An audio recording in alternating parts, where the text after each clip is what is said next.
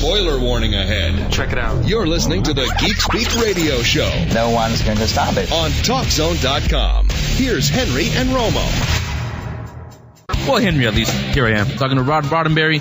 We are talking, what else? Star Trek on what we're calling Star Trek Day, because, yes, we heard all your complaints, your emails.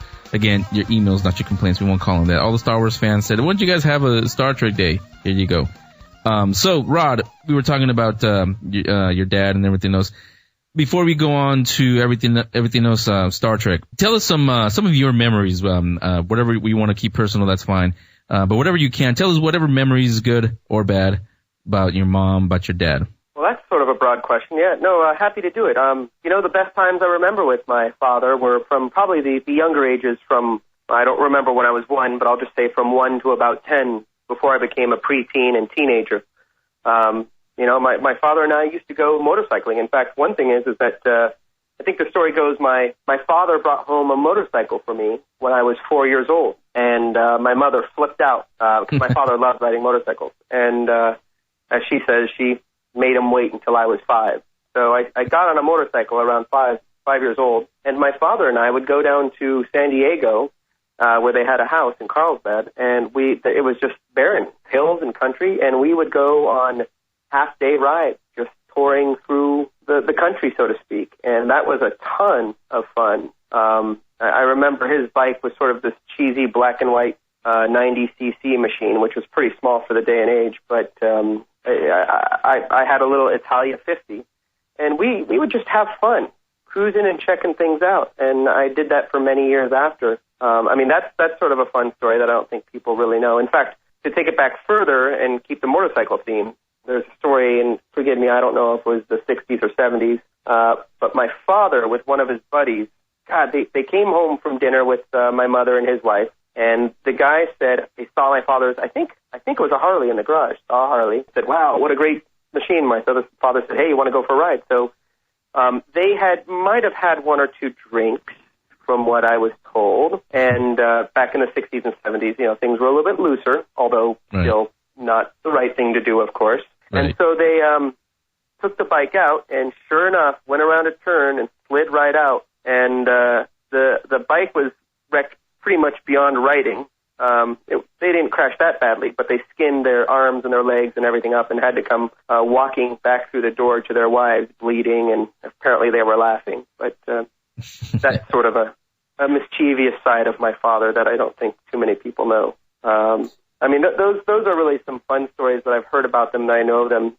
In terms of me, I feel like I keep telling these stories over and over, but I'm happy to do it because they are the most cherished. When I was very young, I'm guessing 5, 6, 7, 8, my father had a Cadillac, and we would have this weekend that we called bumming. We would just, hey, Dad, can we go bumming this weekend? And so he would choose a Saturday or Sunday, and we would go down to the Santa Monica Pier. But on the way there, he would, on the freeway, stick his car into second gear. And I could barely see over the dashboard. So all of a sudden I'd hear the engine rev up, and he'd look over and grab the steering wheel and say, we're going speedster. Speedster was our word. And I'd grip onto the armrest and everything and pretend that we were flying by people. And he was probably going 55, 65, just passing a few cars. Anyhow, when we'd go, we'd have a great day. He'd knock over the milk jug, win me a doll, whatever the case was. We'd come back home. He'd pull into the garage. He'd leave the lights on in the car, close the garage door, and he'd look over, and we had this sort of ceremonious way of ending the day saying, he would say, I'm Gene Poo-Poo Roddenberry, and I would say, I am Rod Poo-Poo Roddenberry. And, that was cute and fun back then, and we sort of entered the house with my mother there, and we would pretend it's a big secret, even though she knew damn well what we were doing. It would be our little guys trip. So those are some fun stories that I have about them. Yeah, and we when I say we, I mean the fans, we enjoy hearing those stories, especially from you, because like you said, that is a side that most of us obviously didn't get to see of Gene Roddenberry. And to us, it kind of humanizes him. And not to think of him, everybody calls him the great bird of the galaxy. It's nice to hear that he was dad, to you, obviously, but he was like everybody else's dad also. Exactly. And then I became a teenager, and he got busy with the next generation, and believe me, we butted heads plenty of times. Those are different stories. Yeah, you mentioned stealing the family car and everything, but we won't go there. You mentioned that you started working on the set of The Next Generation at 13, was it? Yeah. My father wanted to teach me what it was like to, I was a fairly privileged kid, and he said, people work for a living. They have to earn their money. So he, instead of going to camp one summer and playing with my friends, he said, you're going to get a job. And of course, I said, I don't want to. I want to go to camp with all my friends and have a good time. Well, I ended up getting a job as a PA on the Next Generation, in fact, first season, 1987. And I made the most of it, had a great time, but I remember him saying to me that people would kill or die for the job, and I kept thinking that, Jesus, they don't have to do that. I'll give it to them. But over the next few summers, I would take on a role there as production assistant in different departments. And, I would love to say the one regret I have is at that young age, I didn't take enough advantage. I didn't go into the editing bay. I didn't go into the different places and really watch and ask questions. I was just having fun with it, delivering things, terrorizing the security guards while I was on my bike on the lot. So I never really made the most of it. I couldn't say that I was there and really saw how a show was done. Yeah, I was behind the scenes. I saw them shoot, but I didn't really learn that much, if I can say that. Yeah. When did you decide that, yes, Showbiz is for me? Was it after that experience or during, or when was it? I still haven't decided that. I would say strongly that Showbiz is not for me. I'm quite serious. I'm not a big fan of the industry. I don't have respect for the industry as far as it has been done in the past. I think there's a lot of things are changing, and I'm happy. But the old way of this is the way it's done, and this is the only way it's done, really bothered me. Especially when you'd look at it and it made no sense. You'd look at it and say, why do it that way? Why just go in a straight line? That makes more sense and costs less money and can get it done twice as fast. And I'm loving the independent production companies and even the fan films that are being done. I mean, I love it when people are saying, you know what, I can do that, and they grab a camera and they go out and do it. No, it doesn't have a $2 million budget, but it doesn't have to.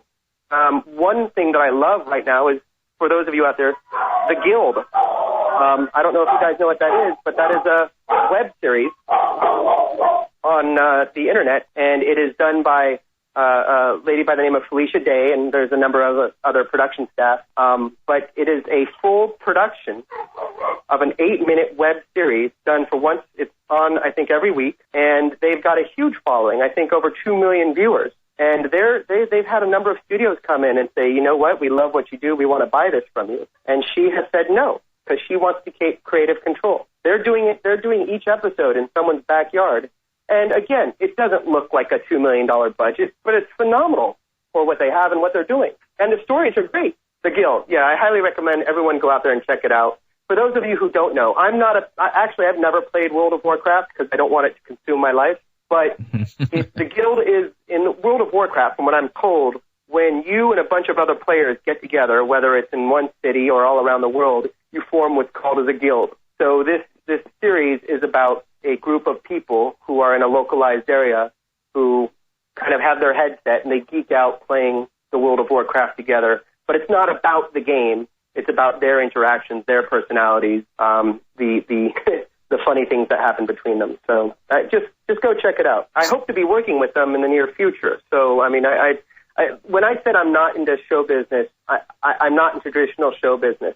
But when then the opportunity of potentially working with them came up, I leaped at it because everyone that I've talked to on set, cast and crew, they love what they do. They don't get paid much, but they have sleepless hours, sometimes working 24-hour periods, trying to get the set done or trying to get the script done or whatever the case may be, because they love being a part of the production. They contribute. You know, my experience in Hollywood, which is limited, but my experience in Hollywood is everyone has their set job.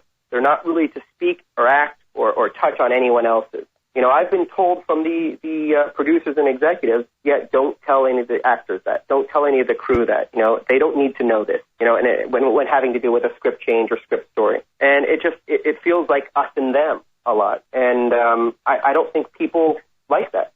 I think people really want to be a part of the production so they can feel like they've accomplished something. So they are a part of Star Trek. They're a part of the Guild. Not every production is like that in Hollywood. However, the ones I've been involved with do have that element. Yeah, we just talked to Nicholas Meyer in the last hour, and he mentioned that when he directed Star Trek 2 and 6, and he said that that's the kind of atmosphere he wanted to create on his sets. Where, and a matter of fact, he told us a story not on Star Trek but on Time After Time, one of the first movie, in fact, that he directed, that one of the stagehands actually gave him a line change, and it ended up being in the film. So he is definitely a rarity in Hollywood. I like that. One story, if I can go off that, is that when I was working on Earth Final Conflict, I think it was the end of the second season, and I had found out a number of weeks before that we were picked up and going to get a third season. But I asked the producers, like, when are we going to tell the cast and crew? And they said, don't worry, we will. And I kept kind of harassing them, and finally it was the second to last day of shooting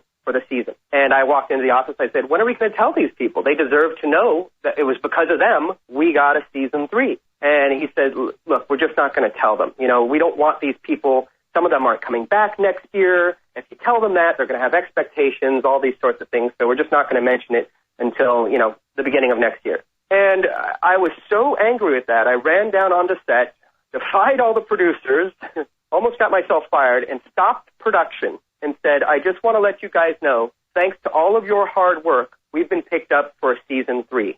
And everyone burst out into cheers, and it was great. And I heard one person say, thank God we heard it from a Roddenberry. And it really made me feel good, not because I said it, but because of how happy everyone was. And I think the people who worked in the industry are big enough boys and girls to know that just because there is a season 3 doesn't mean they're going to be asked back. And so I was just very happy, and I really felt good about giving that information to them. The producers, on the other hand, did not feel as good and were not as pleased with me, but what the hell? Yeah, and we're talking to Rod Roddenberry, and we'll continue the conversation in just a few minutes. We'll talk more about Trek Nation, his documentary. What is it? Well, stay right there. You'll find out exactly what it is. Let's take a break. Buzz Report one more time, then we'll be back with Rod Roddenberry. Geek Speak Radio Show will be right back.